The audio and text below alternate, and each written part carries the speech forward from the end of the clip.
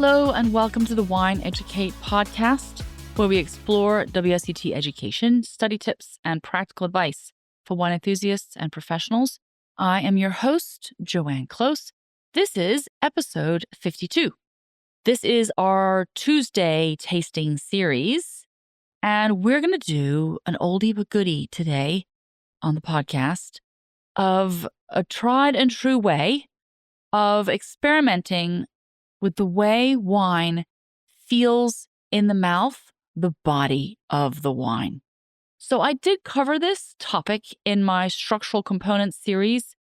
If you haven't listened to episode 20, go back and have a little listen before you do this exercise. It'll just make everything make a little bit more sense. When we talk about the body of the wine, we're referring to the weight of it on the palate, meaning from light, medium to full-bodied. And if you're in level 3, we do medium minus and medium plus as well. So body is one of the things that you are tested on in your tasting component. So it's important to do a little exercise on it. And this is a fun one. It is a good one.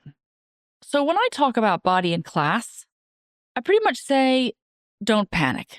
Because it's one of these things that folks struggle with. How do I decide what's happening? What's the body of the wine? And I give you a little bit of a cheat sheet, right? I say, if the wine is high in alcohol, it is going to be full-bodied. If you have a wine that is high in tannin, that is also going to be full-bodied. And if you have a wine that is sweet, and I mean sweet, not your white Zinfandel sweet, but your Sauterne sweet, that is also full-bodied. So we're going to do a practical example of this, but we're not going to start with wine right away. We're going to use milk. And of course, milk comes in all different levels of fat content. So you can get skim milk, 2% milk, and whole milk. And I want you to practice with all three of these. I know that's a lot of milk. So this is a good one, again, to do in your tasting group. And everyone can bring one of these, right? So you don't have 3 containers of milk in your fridge. And not all of you have a 17-year-old football player in the house that will drink all the milk and eat all the food. It's getting pretty desperate in our house. I've resorted to buying whole rotisserie chickens, and he'll eat one for lunch. It's a bit insane. I think the football coach needs to give me a food stipend. Anyway, the milk. So each of you bring one of the types of milk, skim, 2%, and whole milk. And then you're all going to taste them.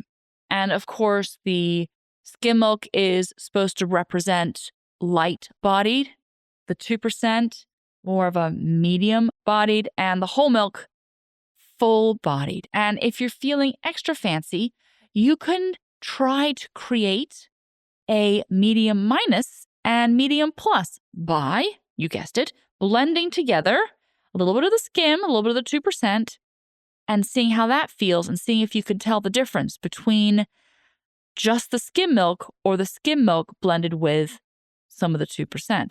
And do the same exercise with the 2% and the whole milk. Then go back and forth and see if you can pick it out. Just like with all these tasting exercises, we just don't do these things every day. So it's really fun to isolate them and play around with them.